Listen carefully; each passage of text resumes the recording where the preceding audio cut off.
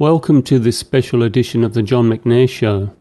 It is the first of many to go in depth into issues of deep concern to contemporary society. For this first edition, I interview high-profile AIDS dissident Mike Hersee from HEAL London, an organisation for those questioning the orthodox version of HIV/AIDS. How could medical science go so wrong in the first place? Right. Well, it's not entirely a straightforward answer, but essentially, one thing to consider is how information, if you like, moves through a population in the first place. Now, if you consider two extremes where you've got, say, a population where no one trusts each other, and another population where everybody trusts what everybody says, then in the first population where no one trusts each other, everything would have to be rediscovered all the time. So good, valuable information wouldn't be trusted until people had, done their own experiments and reevaluated it and evaluated the information for themselves. Now, the advantage of that is that if an error occurred, then it would fairly quickly be found out. The problem is that good, valuable information would just take forever.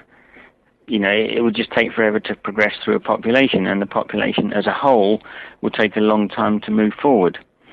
If you consider the other population where, say, everybody trusts everybody, then good information, once it's discovered, will quickly spread through the whole population. But unfortunately, so will bad information. So an error will get very quickly spread, and everyone will believe it. Now, if you consider, let's say, the medical profession, what many people may have noticed is that they tend to have a lot of faith in themselves. Or rather, more specifically, they tend to have a lot of faith in the consensus of medical opinion.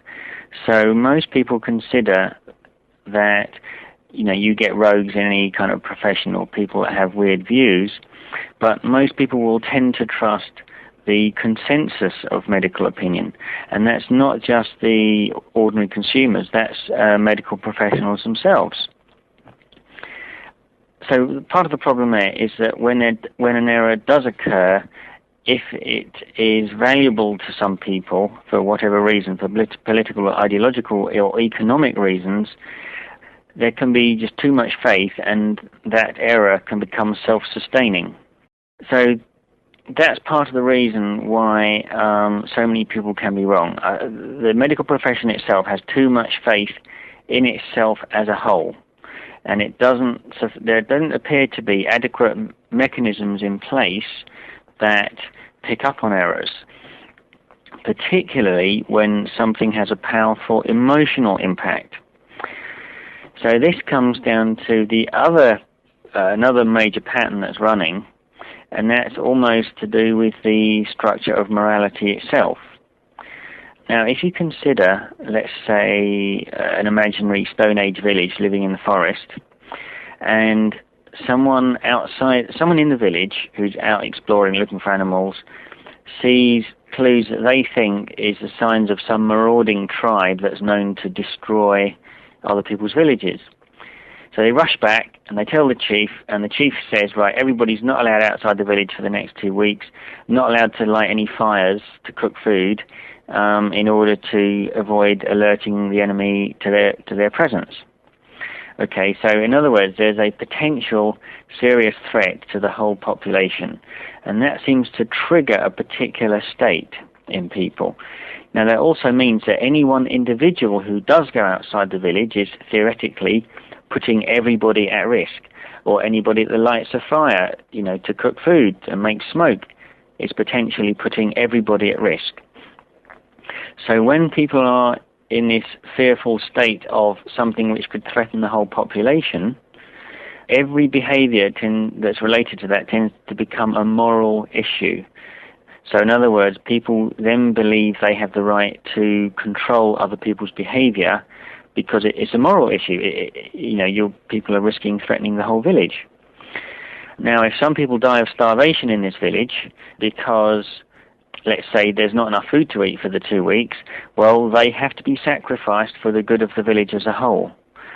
The problem is also one of the other factors that seems to take place when people get into this fearful state is that critical faculties, once people believe something, critical faculties tend to be shut down, and people tend to believe authority. They tend to trust authority, and things must not be questioned.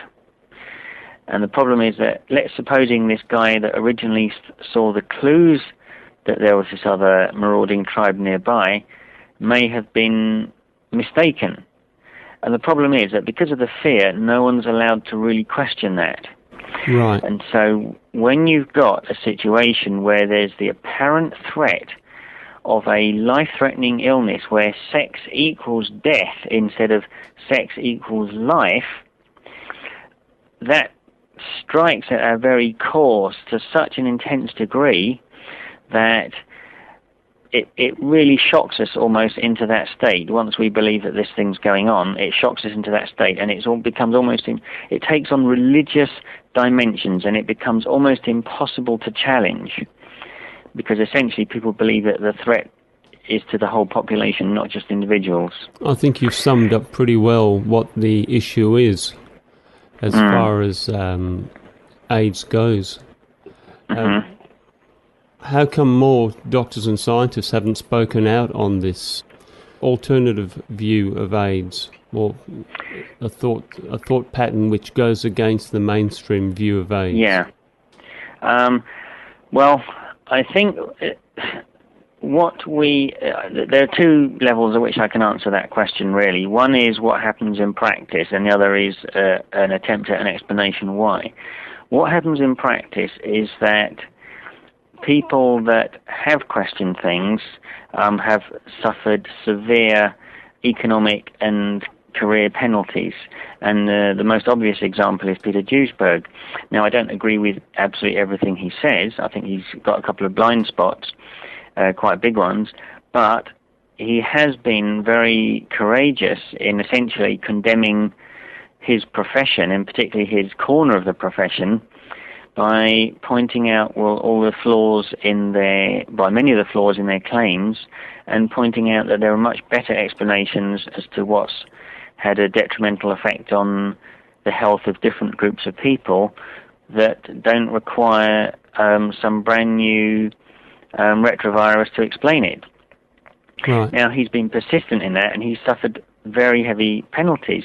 You've got, what's his name, Professor Robert Roots Bernstein, who wrote Rethinking AIDS, and he came under such intense pressure during an interview where he was being attacked by both the interviewer and another guest in the interview, that he capitulated and said, HIV does have an important role in AIDS.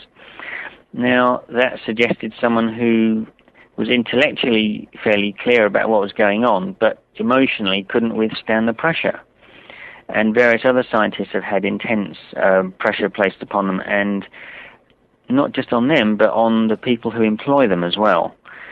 So it's become a very dangerous environment to speak out.